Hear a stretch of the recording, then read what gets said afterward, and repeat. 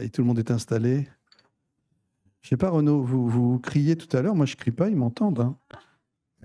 Merci en tout cas de m'avoir passé la parole. Voilà. Quelle culture d'innovation favorise la croissance des PME et des ETI? Mesdames et messieurs, cher Muriel, chers amis, nous voici donc pendant une petite heure en compagnie d'éminents spécialistes face à la question qui est devenue existentielle pour les entreprises de l'innovation. En effet, dans un monde qui n'a jamais autant bougé, tant sous l'effet de la mondialisation que de l'accélération du progrès scientifique et technologique, sans oublier la contrainte de l'adaptation au changement climatique, l'innovation est non seulement au cœur de la croissance économique, mais encore l'une des réponses crédibles aux défis que doit affronter notre humanité.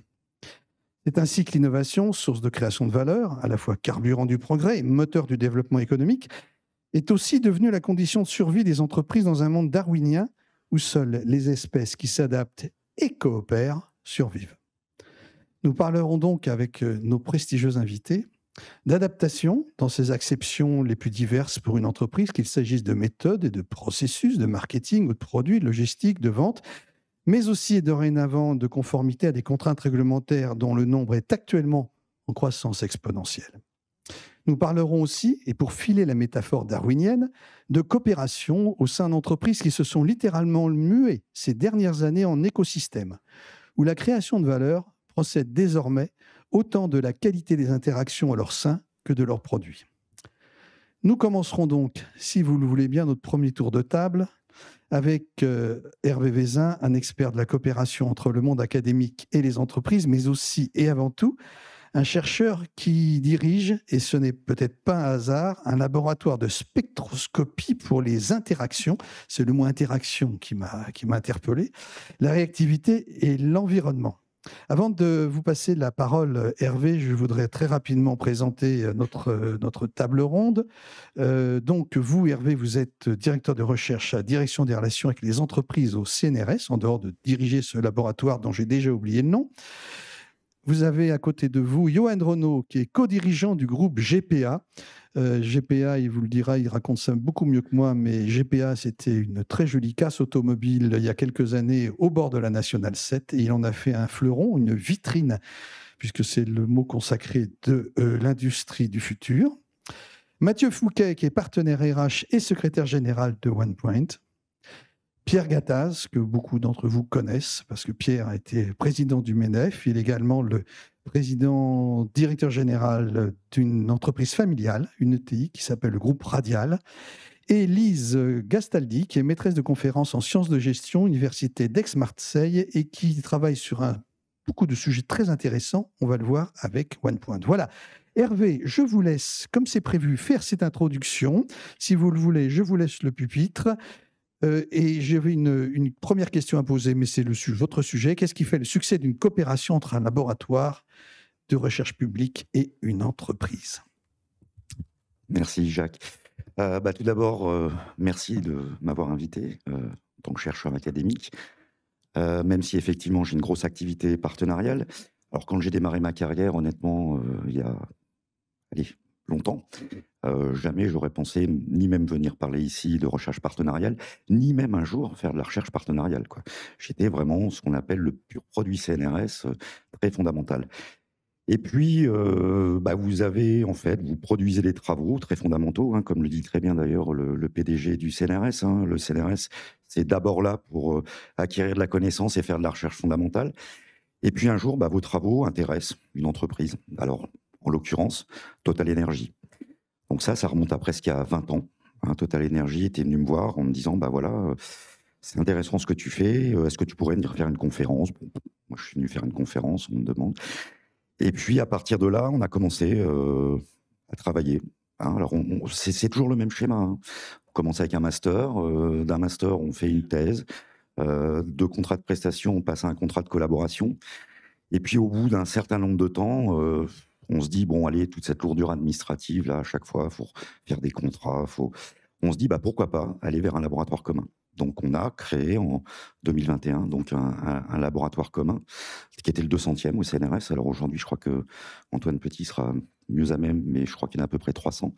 Donc, vous voyez que ça avance, ça avance. Alors, c'est un laboratoire commun, pas au sens du laboratoire commun, pardon, ANR. C'est un laboratoire commun au sens CNRS. Ça veut dire que c'est des objets qui peuvent se pérenniser dans le temps.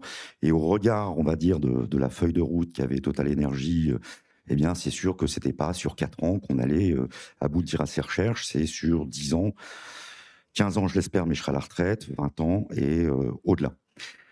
Donc, en fait, ce laboratoire commun est né, effectivement, hein, de problématiques de transition énergétique, hein. Je veux dire, Total Energy devait complètement revoir sa feuille de route pour assurer cette transition. Alors, bien sûr, il restera toujours le pétrole et le gaz, mais aller vers des nouvelles énergies. Et pour aller vers des nouvelles énergies et garder le leadership, eh bien, effectivement, il faut s'associer en fait à des partenaires académiques afin sur des segments très particuliers afin de pouvoir avancer plus vite. Alors, c'est vrai que c'est un succès parce que, franchement, 3 ans, c'est 9 brevets, 12 publications. Donc, ça aussi, du point de vue du chercheur, alors peut-être pas moi, mais parce que je suis plutôt en fin de carrière, mais du point de vue des jeunes, c'est aussi montrer qu'on peut faire de la recherche au travers l'innovation. Donc ça, c'est vraiment le message que j'essaie de porter en fait un petit peu au quotidien. Alors, bien sûr, je suis aussi impliqué, on va dire, dans les relations avec les entreprises, puisque je suis aussi délégué scientifique à la DRE, au CNRS, donc la direction des relations avec les entreprises. Je me suis aussi investi, alors c'est quelque chose que vous n'avez peut-être pas encore entendu parler, mais qui va sortir officiellement au CNRS lors d'une grande messe le 12 décembre, les ambassadeurs du CNRS. Qui ont été portés par Jean-Luc Moulet, dans lequel je me suis effectivement aussi investi, hein, pour monter cette feuille de route des ambassadeurs du CNRS. L'idée étant de se dire, voilà, on a des gens qui sont très capés pour bosser dans le milieu industriel, eh bien, allons chercher des jeunes et essayons de leur faire franchir, en fait, ce cap. Alors, bien sûr, les succès avec les grands groupes, on va dire, je ne vais pas dire que c'est facile parce qu'ils ont une R&D. Hein, je travaille beaucoup aussi avec L'Oréal, justement, lié à ces problèmes de changement de normes. Alors, avec L'Oréal, on n'en est pas encore, on va dire, au laboratoire commun, on est plutôt prestations et contrats de collaboration, mais ça viendra peut-être un jour. Mais effectivement, le vrai problème, et ça, je l'ai rencontré, on va dire, à au moins une reprise, c'est de travailler avec les très petites entreprises, les TPE. Donc, il y a une TPE qui, alors c'était pendant le Covid, qui est venue me voir, quoi, qui est venue me voir à distance, hein, et qui m'a dit, voilà, nous, dans notre quotidien, alors c'est des segments très, très fermés, mais je veux dire, pour eux, c'était un gap. On aimerait bien acquérir, en fait, une machine sur laquelle tu travailles, parce qu'on a vu dans la littérature que ça apportait beaucoup de choses. Moi, j'ai dit, OK, pas de problème. Donc on a discuté et puis, bien sûr, se pose toujours le problème de l'argent, d'accord? Et une TPE, c'est pas Total Energy qui va vous faire un contrat, à 200 ou 300 000 €, hein. C'est quelqu'un qui va vous dire: «Moi, je suis un peu serré, comment on pourrait s'arranger?» Donc de prime abord, j'ai dit: «Bon, bah, moi, j'ai pas de souci, je veux bien vous aider». Voilà, je veux bien vous aider sans contrepartie, tout simplement parce que intellectuellement, votre sujet, il m'intéresse. Donc allons-y. Donc on y est allé. Donc ils ont acheté leur machine. Bon, bien sûr, ils n'avaient pas d'ingénieur compétent pour faire tourner cette machine. J'ai dit: «Pas de souci, je vais participer au recrutement». Donc ils ont lancé un recrutement. J'ai participé au recrutement. On a recruté une jeune docteure, comme quoi, je veux dire, voilà, qui n'était pas du tout issue du domaine. Donc il a fallu que je la forme, ce que j'ai fait pendant 1 an. Et puis, j'allais régulièrement chez eux pour, voilà, contrôler la machine, être sûr que, tout est à l'état de l'art. Mais cette machine, bon voilà, moi j'ai des machines qui occupent le plus d'espace que l'estrade là. Eux, ils ont acheté un petit truc qui tient, sur le pupitre. Donc on fait pas les mêmes choses, hein. Quand on a une machine à 2 millions, on fait pas la même chose avec une machine à 50 000 €. Et donc il y avait des verrous qu'ils n'arrivaient pas à passer avec cet outil-là, même s'ils préparaient le travail. Je leur ai dit: «Bah écoutez, c'est pas un souci. Moi au labo, j'ai 900 jours machine. Soyons honnêtes, c'est pas utilisé à 100. Optimisons. Moi, je vous offre à peu près 2 mois par an de temps machine». Donc je leur ai offert 2 mois de temps en machine. La semaine dernière, la jeune ingénieure était encore là. Donc voilà, j'ai essayé de rentrer dans un cercle un petit peu vertueux avec les TPE qui, voilà, n'ont pas forcément la possibilité. Si je chiffrais, que je leur donne, forcément, ça serait un coût relativement exorbitant. Merci. Hervé, dites, on va passer une minute là-dessus, mais ce que vous venez de dire là, je me dis, voilà une grande institution comme le CNRS, et puis on est arrivé à un truc où finalement on est dans le bricolage. Alors on dit toujours quand on parle de bricolage au sens de Lévi-Strauss, parce que ça rehausse la notion est effectivement dans cette notion de bricolage, mais il y a quand même, là, dans ce que vous êtes en train de me dire, un management de l'innovation qui se fait parce que c'est vous, parce qu'il y a une forme d'altruisme. Hein. Alors, est-ce que ça fait. C'est pas critiquable. Est-ce que ça fait partie du job ou est-ce que ça a vocation à être normalisé, paramétré et à devenir quelque chose de davantage professionnalisé, si on veut prendre ce mot? Alors, si vous voulez mon avis, moi, je pense qu'effectivement, pour vraiment les toutes petites entreprises, hein, qui ont des segments bien particuliers, je pense que ça serait assez salutaire que, je veux dire, les chercheurs, globalement, puissent offrir de leur temps. Alors, de leur temps qui peut être du temps machine ou autre, mais aussi de la réflexion intellectuelle. Ça prend pas non plus un temps gigantesque. Une forme de mécénat de compétences, quelque part? Oui, tout à fait, un mécénat de compétences, on peut dire ça comme Ouais. ça. Mmh. Bon, écoutez, c'est bien parce qu'au moins il y a des idées qui fusent ici. Et donc on dit toujours les colloques, les débats, ça ne sert pas à grand-chose. Mais voilà, il y a des idées qui sortent et en voilà une en tout cas qui me paraît très intéressante. On va y revenir, Hervé, merci beaucoup. Je vais passer la parole. J'ai envie de rebondir sur ce que vous disiez par rapport aux équipes et notamment au management de l'innovation. Je vais m'adresser à Lise Castaldi, qui a travaillé, d'ailleurs vous travaillez, vous allez peut-être nous en dire deux mots avec OnePoint sur ces questions de management de l'innovation. Quand on a préparé ensemble, qu'on s'est appelé pour préparer cette intervention, vous m'avez parlé du côté du formatage des managers dans les grandes entreprises, mais et c'est ce qui nous intéresse aujourd'hui, c'est la PME et l'ETI, mais en tout cas la PME qui fait le gros de l'économie de la France, hein, l'économie industrielle et de services de la France, avec une schizophrénie du dirigeant. La précédente table ronde, c'était la culture du dirigeant, enfin le dirigeant qui insuffle l'idée d'innovation. Et là, on se dit, quelle culture d'innovation? Culture d'innovation dans une PME, et je pense que à la fois Johan et Pierre qui sont là ne diront pas le contraire, c'est aussi l'esprit du dirigeant qui est insufflé. Et ce dirigeant, finalement, il est dans un état de schizophrénie quand même assez avancé parce qu'il est ballotté entre, vous m'aviez dit, l'exploitation, c'est-à-dire le nez dans le guidon. Et je lisais dans les Échos ce matin, 395 entreprises de plus de 50 salariés sont tombées en cessation de paiement depuis le début de l'année, ce qui est bien plus que l'année 2019. C'est-à-dire qu'aujourd'hui, la préoccupation d'un patron de PME et d'un patron de TI, c'est de naviguer dans la tempête. Ce sont les normes, ce sont les paiements de salaire à la fin du mois, ce sont les charges, c'est l'URSSAF à payer. C'est aussi éventuellement, pour faire beau, des prud'hommes qui tombent dessus, la CSRD, enfin tout. Je vois qui rit. C'est pas drôle, hein, Johan. Donc il y a cette schizophrénie entre l'exploitation et l'exploration. Hein, et qu'est-ce qui reste et comment faire pour justement insuffler cet esprit, cette culture dans une entreprise qui est quand même sévèrement chahutée en ce moment? Alors, ça fait beaucoup de questions. C'est une grosse question. Alors, la schizophrénie du dirigeant, et bon, la question de la culture d'innovation n'est pas portée que par les dirigeants. C'est sûr que plus on va aller vers des organisations de petite taille, plus le dirigeant va avoir une présence et une force dans l'impulsion de la stratégie qui est importante. Mais les grandes entreprises, moi j'ai travaillé sur des grands groupes, notamment Thales, et tout à l'heure, et les plus petites, la question en fait de l'équilibrage entre des enjeux d'exploitation et d'exploration, qui est un vieux dilemme en management mis en avant par James March il y a bien longtemps, est présente aussi dans les grandes entreprises. Hein, c'est-à-dire que d'un côté, on doit faire tourner la boutique, donc avec des préoccupations très opérationnelles, d'efficacité opérationnelle sur les chaînes de production. Il faut que les produits sortent, soient livrés en temps et en heure, respectent des exigences de qualité, de sécurité.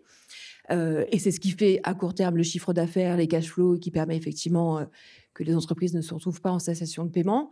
Et puis, de l'autre côté, et c'était très bien dit tout à l'heure, la table ronde était absolument passionnante, il faut préparer l'avenir tout de suite, même si ça signifie engager des programmes de recherche ambitieux dont on verra peut-être les fruits et des fruits dont on n'a pas trop idée quand on commence de la teneur qu'ils auront sur des horizons qui peuvent être effectivement de 5 ans, 10 ans, 15 ans, 20 ans. Tout à l'heure, il était question de 50 ans.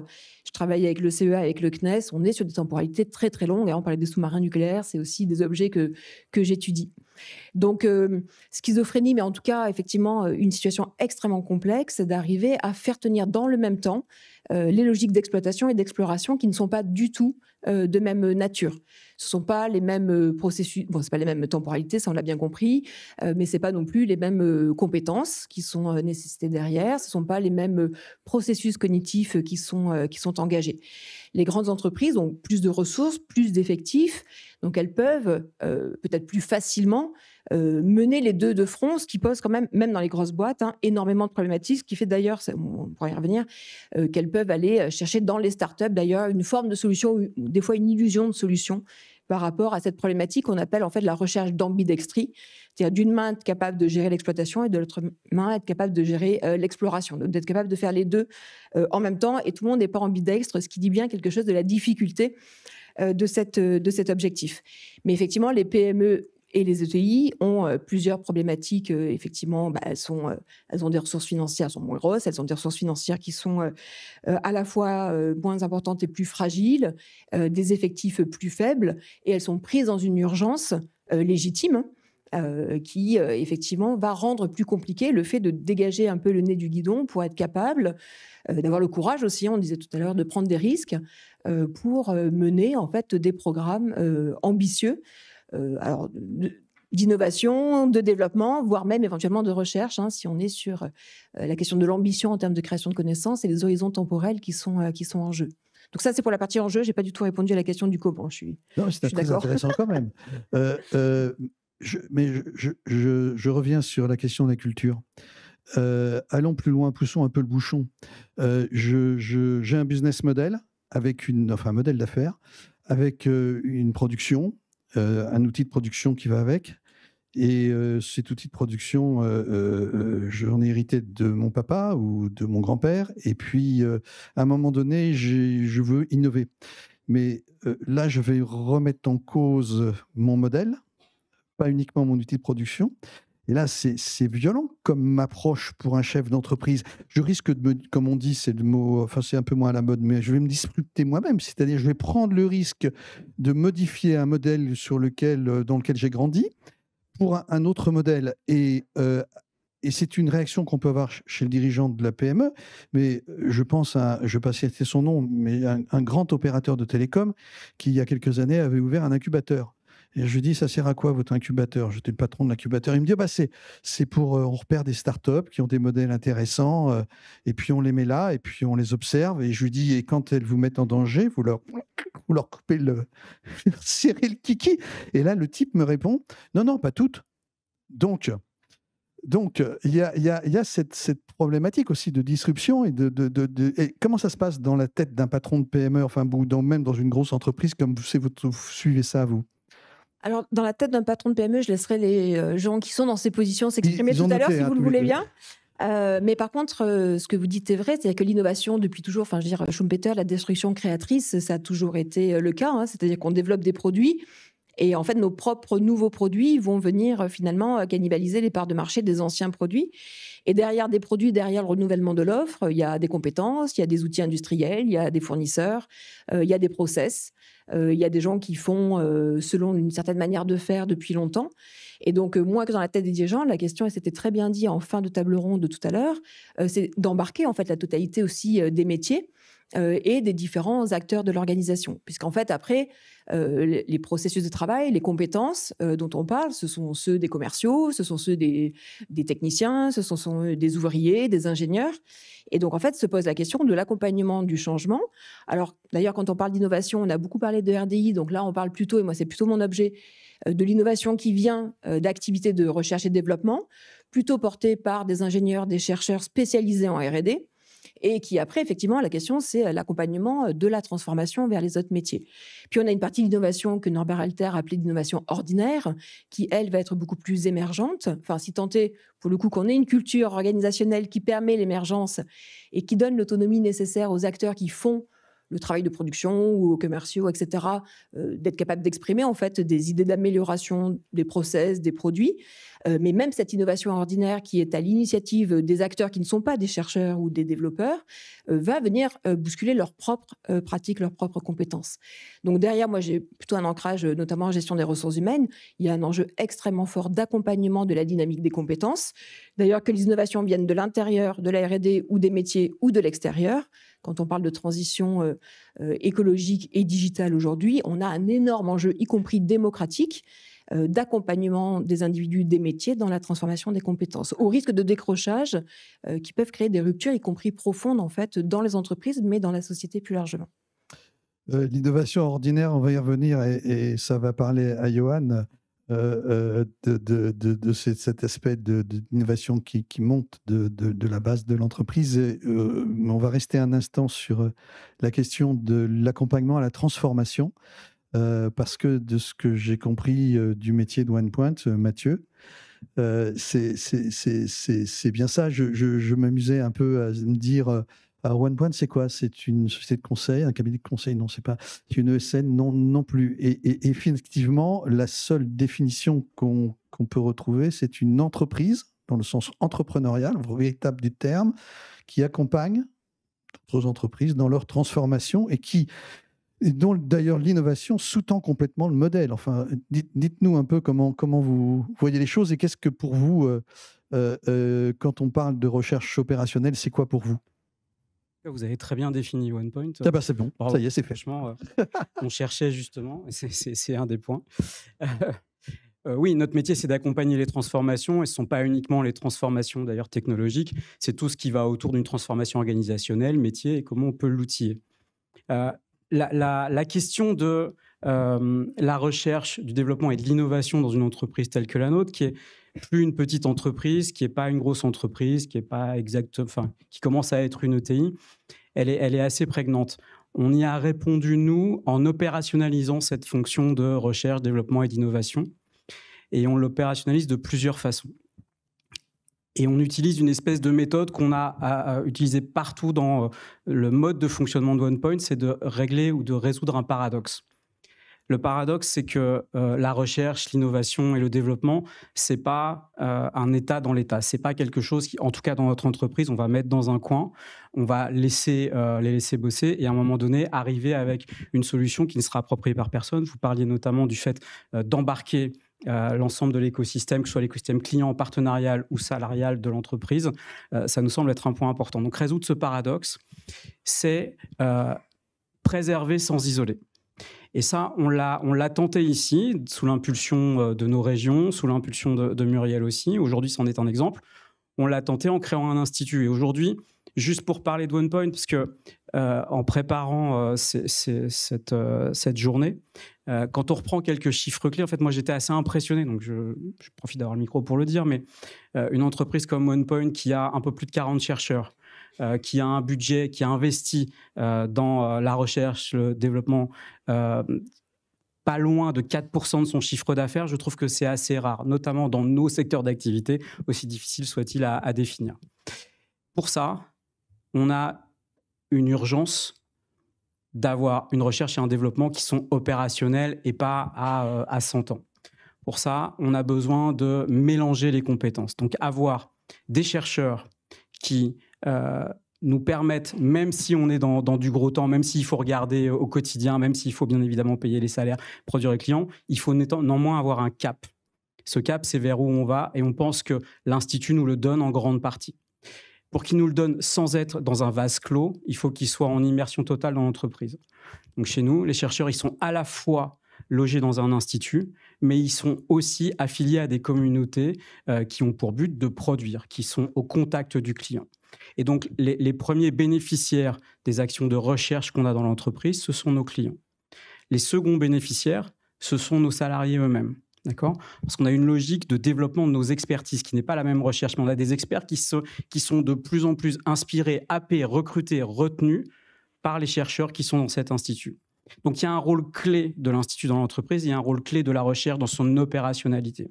Et ça donne des cas très concrets chez nos clients dont on est très fiers, j'allais dire relativement fiers, mais très fiers, et qui correspondent à des moments un peu sociaux ou sociétaux dans la société. Un, post-Covid. La recherche, avec des partenariats académiques qu'on peut faire avec des chercheurs OnePoint et des salariés OnePoint, permettent de mettre en place une solution qui s'appelle Ma-Madeleine, qui permet la rééducation olfactive lorsqu'on a été victime de perte notamment de l'odorat suite au Covid.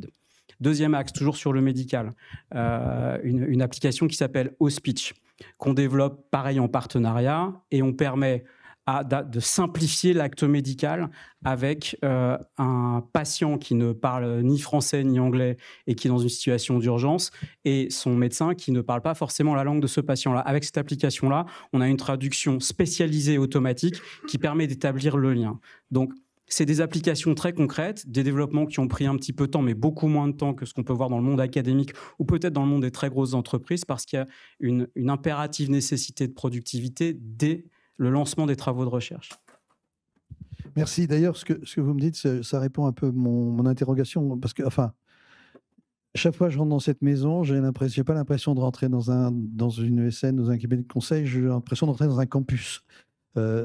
Oui, c'est l'impression que j'ai. Je me retrouve, moi je trouve que je travaille en ce moment avec le Paris Santé Campus, qui est un peu plus grand, mais j'ai la même impression. Merci beaucoup, c'est très flatteur. La moyenne d'âge du campus est peut-être un petit peu plus élevée, mais ça, je vais pas m'en plaindre. Il y a de l'expérience. Je me doute bien, vous êtes chez vous. Merci Mathieu, on va y revenir. Je vais passer la parole maintenant, j'avais envie de passer la parole à Johan Renaud, qui donc, tu vas nous expliquer en quelques mots ce que tu fais et comment toute cette histoire a commencé et où elle en est aujourd'hui, très rapidement, et puis... Ok, bon, je me lève parce que ça me permet de voir la salle. Je suis un peu timide en plus. En plus, Jacques a commencé la table ronde en me présentant comme un casseur. Et c'est un peu dur à vivre. N'ayez crainte, je suis fréquentable. Je vous cache pas quand même que j'ai dû regarder sur Google ce qu'était le I dans R&DI. J'avais jamais entendu ça. Et ANRT, c'est ça? Je connaissais pas non plus. Nous, on utilise le BSP, c'est le bon sens paysan. Parce que la PME qu'ont créé mes grands-parents, ils l'ont créée dans la Drôme, et ils l'ont créée sur une base qui était une activité de chiffonnier. Mes arrière-grands-parents collectaient des peaux de lapin, on fabriquait de la feutrine. Les ossements du lapin, on les broyait pour faire de la colle, et cette colle, on l'utilisait pour réparer des meubles, parce que ça nous semblait idiot d'aller jeter des meubles qui pouvaient continuer à servir. Bref, enfin tout ça désormais s'appelle l'écologie ou l'économie circulaire. Parfois on appelle ça l'écologie industrielle et territoriale. Bref, je suis content parce que j'ai appris plein de mots qui servent à définir ce que je fais tous les jours et ce que mes grands-parents donc ont initié il y a 62 ans. Voilà, donc mon métier c'est de collecter des voitures, alors c'est plus des lapins, des voitures que j'achète essentiellement auprès des compagnies d'assurance. Et je cherche à leur donner une valeur. C'est une valeur qui peut être une valeur économique ou une valeur qui peut être écologique. L'avantage de mon métier, c'est que il répond à ces deux enjeux et ça permet de ne pas opposer écologie et économie. Certains de mes clients sont des particuliers, des automobilistes. Concrètement, je vais démonter par exemple un phare sur une Clio et ce phare est en bon état. Il va pouvoir être réemployé. On parle d'une pièce de réemploi. Le particulier automobiliste va y voir un signal prix, c'est-à-dire au service de son pouvoir d'achat, et accessoirement, il va aider à sauver la planète. Alors bien sûr, modestement, mais n'empêche que c'est un des rares cas où l'écologie va bien avec le sens de l'économie du pouvoir d'achat. Voilà, bon, il se trouve que dans la boîte, l'avantage qu'il y a, c'est que c'est une activité qui s'est beaucoup industrialisée, en tout cas, c'est aussi pour ça que je suis là, je pense. On a beaucoup innové, beaucoup industrialisé notre activité. C'est très consommateur de main-d'œuvre, c'est plutôt en milieu rural. On n'est pas une entreprise de l'économie sociale et solidaire, mais parfois pas bien loin. On est très implanté dans les territoires et donc on crée tout un tas de petits écosystèmes, que ce soit un écosystème territorial, comment pour se développer, pour innover, pour recruter, pour fidéliser, comment on va travailler avec les collectivités, les citoyens, le monde associatif, les services de l'État. Quel écosystème je mets en œuvre avec un assureur qui me vend une voiture, mais derrière, je vais vendre des pièces au carrossier qui répare des voitures pour le compte de l'assureur. Comment, avec Renault, Stellantis, Saint-Gobain ou d'autres, je vais réfléchir à prélever des matières sur des voitures accidentées pour les réintégrer dans de nouvelles voitures. Bref, on raisonne un petit peu de manière très, très pragmatique, plutôt sous forme de petits écosystèmes, sur comment on peut essayer de bien faire les choses. Quelques chiffres, Johan, sur ton entreprise, sur les chiffres actuels et puis c'est les projections là, pour les prochaines années. Alors, quand je suis arrivé il y a 17 ans dans l'entreprise, c'était l'époque de la G2, c'est-à-dire mon père, mon oncle, mes deux tantes qui étaient actionnaires et dirigeants. C'était une 50aine de collaborateurs. 17 ans après, et parce qu'a priori on a bien bossé, on a un peu plus de 300 collaborateurs et on fait un peu plus de 80 millions d'euros de chiffre d'affaires. L'ambition 2027, c'est assez court, c'est 200 millions de chiffre d'affaires. Et l'ambition, peu après 2030, c'est plutôt proche du milliard d'euros. Parce qu'en réalité, tout reste à faire en termes d'écologie et d'industrialisation de l'écologie et de l'économie circulaire, surtout autour du sujet de la mobilité. Bon, l'avantage, c'est que tout le monde en parle, mais finalement, peu le font vraiment. Donc, autant que ce soit moi. Et donc, c'est à peu près ça. C'est quoi? C'est une usine dans la Drôme, qui est notre siège social et notre plus grosse usine. Une à Angers, qu'on a rachetée il n'y a pas bien longtemps, un confrère de petite taille, mais qu'on est en train de mettre à nos standards. Et une très belle usine qu'on est en train de construire dans l'Oise, pas bien loin d'ici. Vous serez invité à venir la visiter, à Pont-Sainte-Maxence. C'est un territoire autrefois très industrialisé, puis très désindustrialisé, puis, je pense, en cours de réindustrialisation, autour de sujets de l'économie circulaire notamment. Il y a plein d'acteurs de l'économie circulaire, mais qui s'ignorent un peu, et je pense qu'on va pouvoir les aider à faire le lien.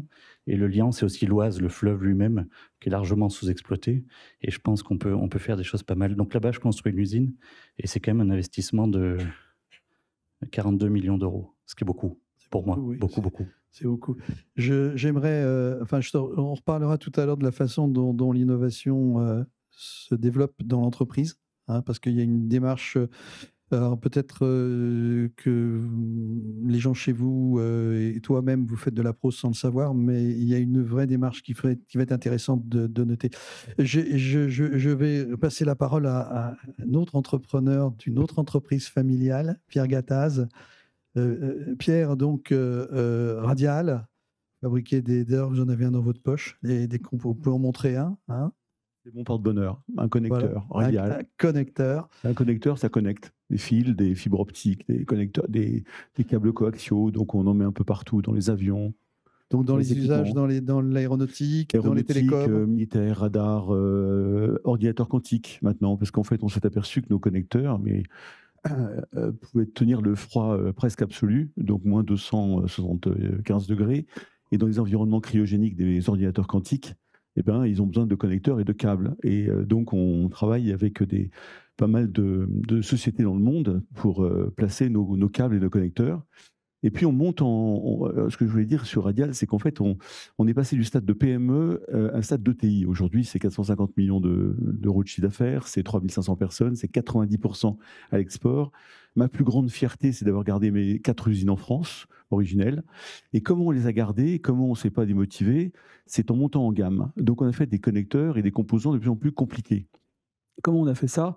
Par la R&D, l'innovation. On a toujours investi 7 à 8% de notre chiffre d'affaires en R&D. Énorme. Ce qui est beaucoup dans les composants passifs, parce que l'actif, vous savez tous, ST Microélectronique, nous, c'est des passifs, mais c'est des passifs de plus en plus intelligents. Et ça nous a permis d'aller chercher des projets export, d'abord en Angleterre, en Allemagne. On a commencé petit, et puis ensuite on a été aux États-Unis. Mon père, quand j'ai pris la succession en 92, m'a dit: je ne vais pas te donner de conseils, il faut que tu fermes les États-Unis, parce que je ne connais aucun Français qui n'a réussi là-bas. Bon, alors moi, j'étais un fils renégat. Pas faux à l'époque. J'étais un fils renégat. J'ai prouvé quelques années après que ça marchait bien et qu'il a fallu s'adapter, se restructurer, et on fait 50% de notre chiffre d'affaires aux États-Unis. marché que je recommande beaucoup parce que c'est un marché solvable, les règles sont claires, c'est difficile, c'est un peu des cow-boys parfois, mais quand vous réussissez avec des grands comptes, eh ben, ils vous font confiance. Et bon, donc je touche du bois parce qu'il ne faut jamais fanfaronner dans la vie industrielle. Donc je reste extrêmement paranoïaque et humble. Mais tout ça pour dire, sur le thème de l'innovation, nous, on a beaucoup cultivé l'innovation à Radial. On a beaucoup travaillé avec des centres CEA Leti. Je rends hommage à Jean Terme, qui a été peut-être l'un des premiers directeurs d'un laboratoire qui a tout de suite compris l'importance des startups, de l'innovation et des relations avec les entreprises. Moi, je suis d'origine grenobloise et voironnaise. Nos sites sont à Centralpes, à l'île d'Abo.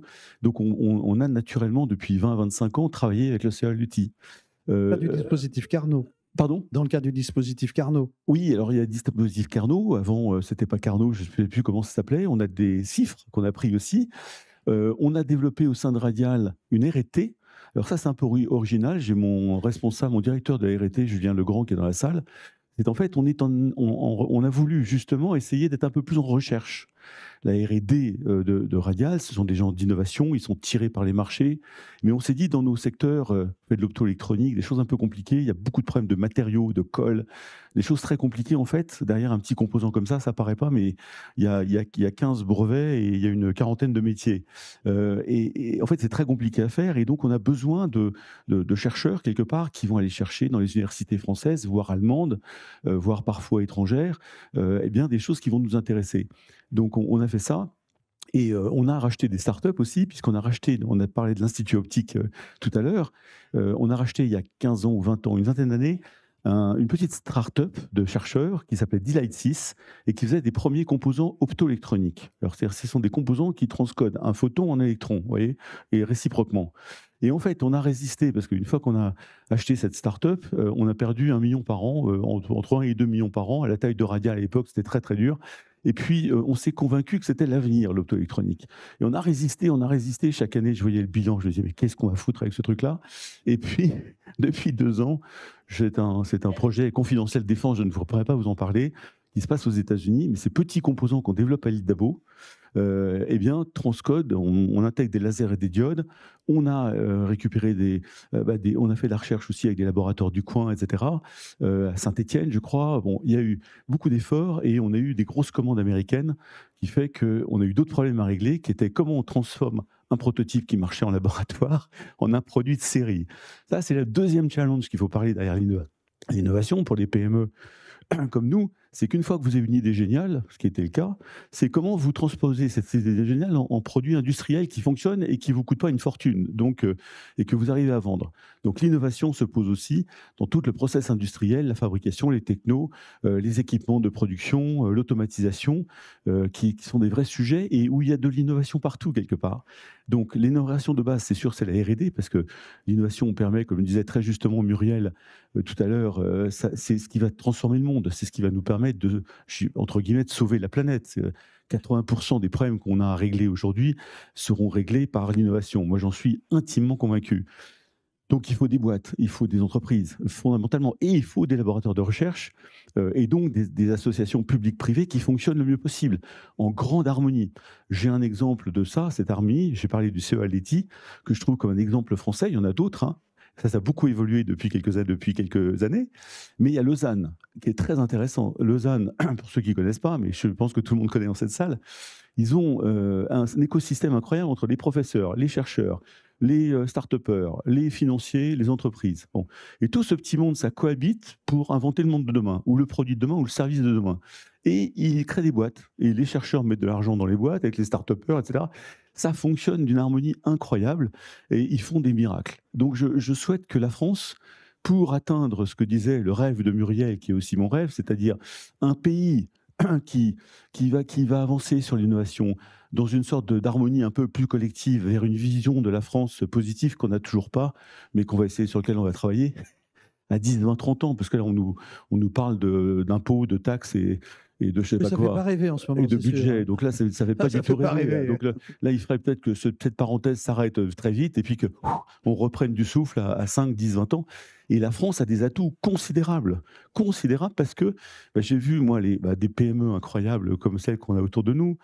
On voit des grands groupes qui sont quand même des fleurons comme Thales et autres qui font qui entraînent des écosystèmes en chassant en meute à l'allemande. J'insiste beaucoup là-dessus, parce qu'on a vu des grands groupes français qui chassaient pas du tout en meute, et ceux-là, on les voit disparaître, ou apatrides, satellisés. Donc ça, c'est pas bon du tout pour moi. Il faut rester français, tout en exportant à mort, tout en se développant à l'international. Tous ces grands atouts qu'on a en France sont extrêmement encourageants pour la suite. Et merci pour organiser ce type de réunion, parce que ça permet de discuter entre des gens du public, des chercheurs, des PME, des grands groupes, des ETI. C'est le modèle de demain, ça. Il faut arrêter de se castagner les uns contre les autres, quoi, de se haïr. Ça marche pas. Donc je pense que si on peut s'aimer un peu plus les uns les autres, ce serait formidable. Ouais, merci Pierre. Voilà, applaudissements mérités de cet enthousiasme. D'ailleurs, rappelez-moi le titre de votre bouquin. C'était. Pardon. Mon dernier bouquin que je recommande à tout le monde, c'est un bouquin formidable. Si vous avez un peu de spleen, ça s'appelle Enthousiasmez-vous. Bah voilà. Pourquoi j'ai écrit ce petit bouquin. De nous je peux dire un mot sur Enthousiasmez-vous, c'est que j'étais patron du MEDEF à une époque où il y avait François Hollande et un certain nombre de ministres qui adoraient les entreprises au début. Enfin, c'était un peu compliqué. 2013 était des années fiscalité, etc. Et puis, progressivement, en communiquant beaucoup, en faisant communiquer tout le monde, je dirais, autour de l'entreprise, de l'économie de marché, bien sûr, tout n'est pas bien, mais il y a quand même des vertus, on a réussi à infléchir vers une politique de l'offre, alors qui est aujourd'hui encore critiquée malheureusement. Mais j'ai vu des gens qui ont compris que l'entreprise était l'élément essentiel de la réussite d'un pays. Et quand vous allez en Suisse, ils ont gardé 25% de leur industrie en PIB, les Suisses. Nous sommes tombés à 10%. Ça marche incroyablement bien. La Suède, tous sociodémocrates, socialistes qui sont, ils ont compris que l'entreprise était fondamentale. L'entreprise innovante, bien sûr, c'est tout l'écosystème dont on a parlé juste avant. Bon voilà, je termine ça. Donc enthousiastez-vous. J'ai vu des gens qui ne connaissaient pas l'entreprise, qui ont découvert l'entreprise et qui ont fait quelques réformes intéressantes. D'où c'est possible. Il faut y croire. Merci Pierre.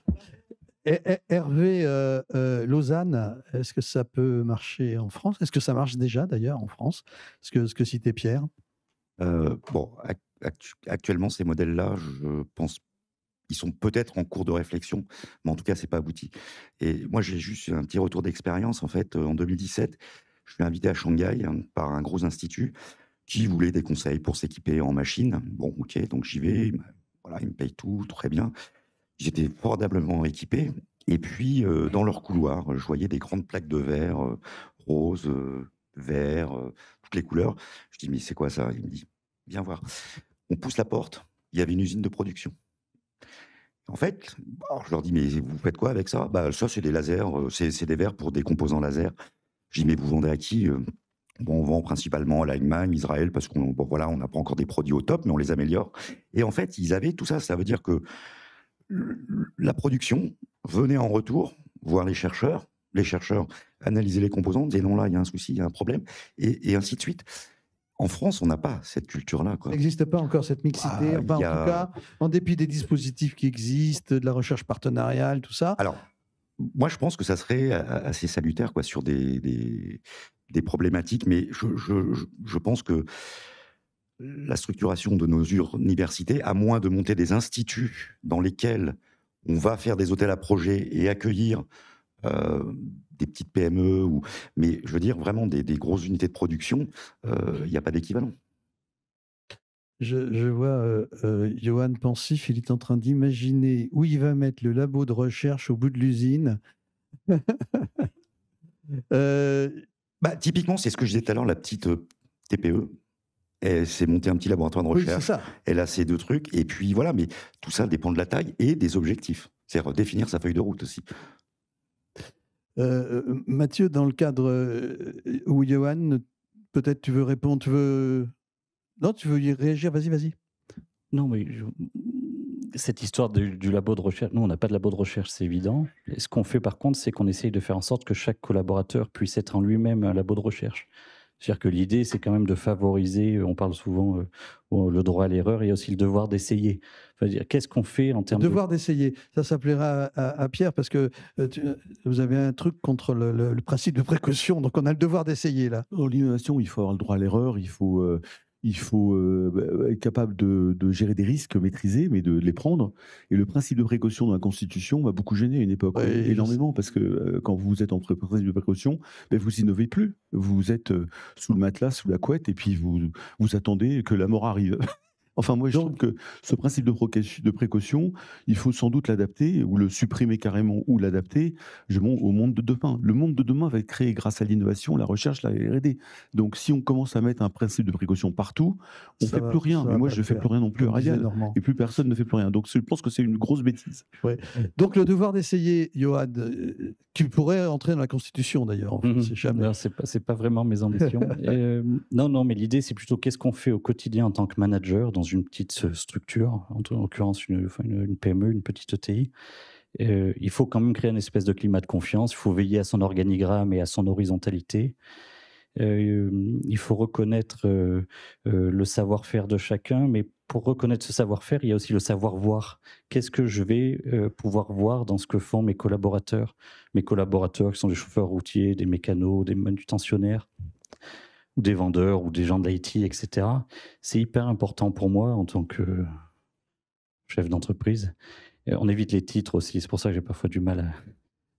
chef d'entreprise, comment je vais vers mes équipes et qu'est-ce que j'arrive à voir dans ce qu'ils font, comment je peux les reconnaître dans leur savoir-faire, comment on peut créer une espèce de climat de confiance qui sera favorable justement à l'innovation. Quelles sont les idées du quotidien que chacun va pouvoir emmener. Voilà. Et donc ça, mine de rien, c'est pas une mince affaire dans une boîte. Comment on cultive ça au quotidien pour que chaque jour, les gens essayent de faire des choses pour tous ensemble, qu'on arrive à sortir un truc qui a de la gueule à la fin de l'histoire. Mathieu, dans votre accompagnement à la transformation d'entreprise, vous avez cité deux exemples concrets de production, même de solutions qui ont donné lieu à des brevets et autres.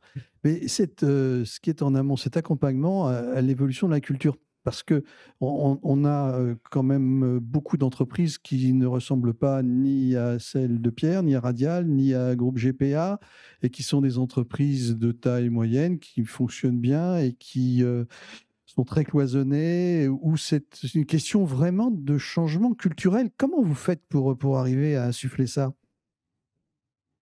Je crois qu'on fait comme le premier saut en parachute, vous savez, où quand vous sautez en parachute, vous avez quelqu'un qui est accroché à vous. Et si le parachute ne s'ouvre pas, vous êtes deux à mourir. Et en fait, c'est rassurant pour le premier saut. Je crois qu'on fait pareil, en fait. C'est-à-dire que lorsqu'on accompagne sur des transformations, on se remet en jeu systématiquement en ne déployant pas un modèle, mais en prenant en compte la dette organisationnelle, la dette sociale des entreprises. Ce qui est un point important. L'autre point, c'est que... C'est quoi la dette organisationnelle ? C'est ce qu'on appelle le legacy, c'est l'existant, c'est ça ? Enfin, c'est sans doute un autre débat, mais quand vous êtes dans des entreprises occidentales, très européennes, qui sont sur des organisations assez verticalisées, accueillir de nouveaux types de profils, changer de rythme d'investissement, faire un pas de côté, c'est sans doute assez compliqué. Donc, pour pouvoir accueillir certainement une démarche de recherche et d'innovation, il faut faire une disruption organisationnelle. Enfin, il faut. En tout cas, nous, on le conseille et on l'approche dessus. Donc, je reviens pour compléter sur ce que vous disiez, sur ce que j'ai entendu deux choses qui... Enfin, j'ai entendu plein de choses, j'ai adoré. Le principe de précaution... Ça me fait tilt par rapport à il y a une dizaine d'années sur ce que vous mentionnez. Et quand on se dit d'où vient en fait la logique d'investissement, parce qu'une boîte comme OnePoint qui investit dans la recherche, c'est pas évident, surtout à l'époque, surtout il y a une dizaine d'années. Il y a un peu plus de 10 ans, le fondateur de cette entreprise a écrit, je pense que c'est une de ses premières tribunes qui a été publiée, qui était sur le principe de précaution, qui était en train de complètement nous étouffer, et comment est-ce qu'on libérait les énergies de l'entreprise en revenant sur ce principe de précaution et en le désacralisant. Et c'était un premier point, parce que je pense qu'il y a une impulsion qui vient de là. L'autre point, j'ai beaucoup aimé sur cette logique, j'ai pris beaucoup de choses qu'on pourra regarder dans l'entreprise, mais le fait de sortir d'un labo de recherche, ouvrir la porte et avoir une usine de production, je pense qu'à une échelle bien moindre, sur de la production dite intellectuelle, on essaye de faire l'inverse. C'est-à-dire que nous, en fait, on est dans une usine de production intellectuelle, et quand on pousse la porte, on a un laboratoire de recherche, et c'est une porte qui s'ouvre assez automatiquement. Et c'est ce qui nous permet aussi d'être assez innovants et d'accompagner, d'être créateurs de valeur auprès de nos clients. Cette mixité, ce mélange des profils dans l'entreprise, du chercheur aux experts jusqu'aux consultants. Merci. Lise, vous m'aviez dit que les règles, puisqu'on parle de RH, là, finalement, d'accompagnement, de motivation, de structure, de hiérarchie, Vous m'avez dit, bon, de toute façon, les règles traditionnelles de management et de RH, ça ne marche pas en R&D. Qu'est-ce qui marche et comment on arrive à faire fonctionner les deux, en sachant qu'il faut quand même qu'il y ait des activités, on l'a vu, des activités industrielles qui requièrent, elles, quand même, une forme de hiérarchie, d'organisation qui est peut-être incompatible avec la créativité et ce qu'on attend du chercheur, notamment ce droit à l'erreur, qu'est-ce que tu disais tout à l'heure, le devoir d'essayer, voilà. En tout cas, ce qui est sûr, c'est que ce qui a beaucoup été dit jusqu'à présent, c'est comment dire, le changement de culture, la vision, l'impulsion d'un dirigeant éclairé d'une certaine manière, hein, qui va prendre des risques, hein, et qui croit dans l'importance de l'innovation pour son entreprise. Mais après, tout ça peut être complètement étouffé en fait par des pratiques de management qui en fait sont héritées. Le management, qui est ma discipline, vient en fait et a plutôt été forgé pour des activités opérationnelles, qui sont des activités qu'on est capable de contrôler. Hein. Donc Taylor est encore très présent. C'est une pensée très rationnelle, très ingéniérique, au sens où en fait le but du jeu du management, et en fait on a du mal à s'en départir encore aujourd'hui, hein, qui a une centaine d'années, mais malgré tout c'est encore présent. C'est au contraire, c'est de maîtriser le risque. C'est de mettre sous contrôle, c'est d'être capable de prévoir, de définir l'objectif, de faire un rétro-planning, de décomposer un processus de tâches en sous-tâches dont on va pouvoir contrôler la juste réalisation dans les bons délais, dans les bons coûts, etc. Cette vision-là, en fait, qui malheureusement, alors moi je suis aussi enseignante et qui est très présente encore aujourd'hui dans les enseignements en management, que ce soit la formation initiale ou la formation continue, c'est la pire manière d'aborder des activités. Alors, de recherche, mais les activités créatives, c'est pareil. Hein, on irait voir un cabinet de publicité, des créatifs, des écrivains, des artistes.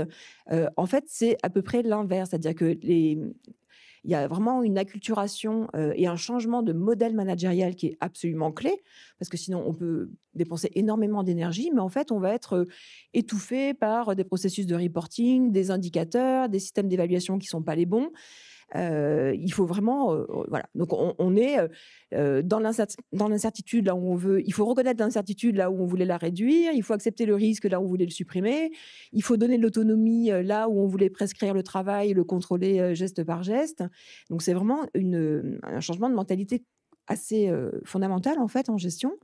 Et ça, je pense qu'il faut qu'on le travaille, nous, à l'université, dans les formations en gestion. Il faut que les entreprises le travaillent dans la formation continue qu'elles apportent à leurs managers. Parce que tout à l'heure, c'était passionnant ce que vous mettiez en avant sur la formation pour les chercheurs entreprenants, avec cette idée de l'acculturation, mais qui doit se faire dans les deux sens. Des chercheurs qui comprennent les enjeux économiques, industriels, marketing, et puis de l'autre côté, des managers qui comprennent ce que sont les activités qu'ils sont censés gérer et qu'ils sont censés ne pas étouffer. Les chercheurs sont des gens passionnés, qui ont plein d'idées. La question, c'est pas tellement de comment les motiver, c'est de comment ne pas les démotiver. Et donc vraiment, il y a un travail à faire sur comment est-ce qu'on acculture le management aux spécificités de l'activité de recherche, ce qui ne veut pas dire la liberté sans régulation, avec des chercheurs réalimentant les stéréotypes du chercheur qui travaille que dans son coin. Vous l'avez dit à pas mal de reprises, la recherche, elle doit être branchée. Il y a la question des coopérations, des interrelations avec les autres métiers, une manière de mettre en connexion. J'aimais beaucoup l'idée de préserver en connectant, je ne sais plus comment vous l'avez dit, hein, ou de protéger. Attendez, je l'ai noté, mais je ne suis plus là. Préserver sans isoler. Voilà. Et donc voilà, on doit avoir une culture du management qui permet de. Vous avez dit quoi ? Pardon. De préserver, sans isoler, d'une certaine manière de protéger aussi des activités qui sont sur des temporalités longues et qui demandent un engagement et une concentration vraiment sur le long cours, sans isoler. Encore une fois, celui qui porte l'innovation, qui est le patron, il n'est pas trop isolé parce qu'il est obligé de. Il n'est pas trop préservé non plus. Donc, il a, on le disait tout à l'heure, mais ça, c'est la beauté du geste aussi. C'est peut-être aussi le côté un peu héroïque de l'entrepreneur. Justement, Pierre, oui, vous aviez très vite. Très vite, j'abonde tout à fait dans ce que Madame a dit. Nous, on a créé à Radial donc des R&D qui permet justement à des profils très créatifs et de s'épanouir dans la créativité sans être trop contraints par un management qui va leur dire non, tu peux faire ça.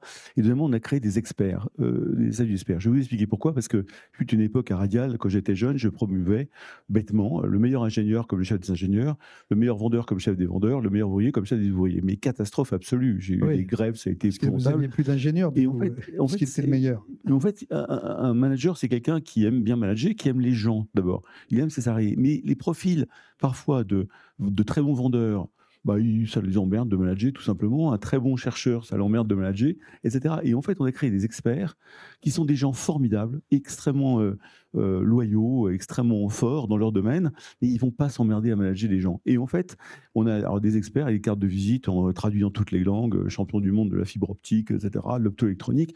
Donc le type ne perd pas de statut parce qu'au contraire, il est très visible dans l'organisation.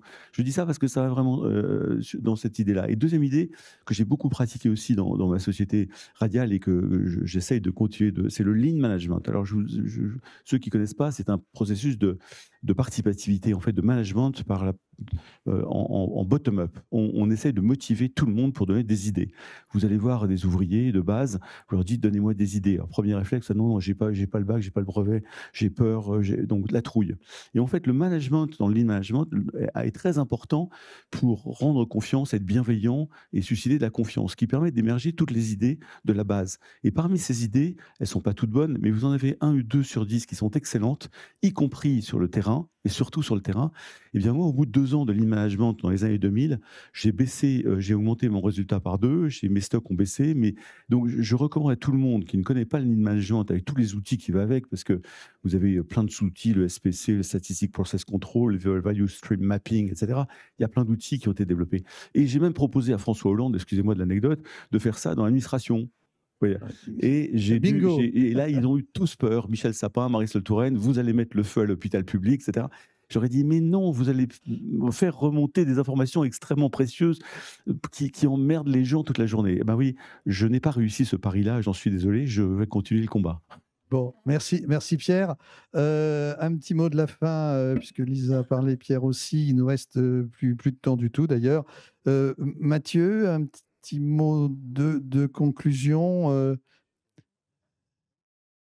Allez, Johan, tu as... Je ne sais pas si tu as un truc à ajouter, sinon, voilà. C'est une lourde tâche. Non, ce que je n'ai pas dit, c'est qu'on a entreprise à mission, ça a été cité à la table précédente, c'est quand même un statut qui est hyper pertinent si on veut commencer à travailler d'une part la raison d'être, mais la faire infuser à chaque étage de la hiérarchie. Cette raison d'être, on la découle en objectif statutaire, en objectif opérationnel au quotidien. Ça vient aux côtés d'un ISO 9001, 14001, 45001, etc., qu'on est également. On rentre dans une espèce de domaine extra-financier qui a plutôt tendance, je trouve, à accompagner les grands changements. Je parlais de la CSRD, il ne faut pas le voir comme une contrainte. Voyons-le plutôt comme une source de réflexion, peut-être, faire un pas de côté. Autant mon démonteur que mon DAF ou je ne sais pas qui, cette raison d'être, elle permet ça. Donc c'est un super point. Et puis tout à l'heure, on a évoqué la notion de plaisir. Je crois que philosophiquement, on a beaucoup travaillé la notion de désir. D'ailleurs, c'est dans notre raison d'être. Notre raison d'être, c'est recycler les mobilités en un futur désirable et solidaire. Le désir, c'est le moteur de l'homme. Ça a toujours été ainsi. Et c'est hyper important. Alors moi, perso, du désir, on peut tirer le fil. Il y a beaucoup de belles choses à tirer, dont probablement l'innovation. Voilà, c'est mon mot de la fin. Ben c'est parfait. Qui veut encore ajouter un petit mot, Hervé? Moi, je voulais faire le constat qu'aujourd'hui, quand même, par rapport à il y a 20 ans, le monde académique a beaucoup changé par rapport au regard du partenariat. On le voit, je dirais que la rupture, moi, je l'ai senti il y a vraiment 10 ans. Je pense qu'il faut continuer à accélérer. Mais accélérer, effectivement, ça veut dire que les jeunes, leur faire comprendre qu'on peut faire de la très bonne recherche, et même des fois plus fondamentale que ce qu'ils font en fondamental, au niveau partenarial. Et je pense aussi qu'il faut prendre des dispositions pour reconnaître dans la carrière des chercheurs, en fait, la recherche partenariale, ce qui est balbutiant actuellement, mais qui devrait être accéléré parce que, voilà, je veux dire, ce sont des très beaux outils de recherche, quoi. Merci Hervé. Mathieu, un petit mot pour conclure. C'est peut-être le mot de début, en fait. C'est pas de paradoxe et ne pas présenter la recherche, l'entreprise, l'académisme en opposition, mais plutôt en mixité, en mélange. C'est créateur de valeur. Ça nécessite de faire des transformations organisationnelles majeures. Parce que dans un modèle en reproduction, ça fonctionne sans doute très difficilement. Et cette création de valeur, elle est continuelle. Et pour paraphraser Muriel, c'est cette recherche et ce mélange des mondes qui va sauver le monde. Donc on est très preneur de ça. Merci Muriel. Enthousiasmez-vous et sauvons le monde, voilà. Merci, c'est le mot de la fin. Merci à vous, merci à nos intervenants.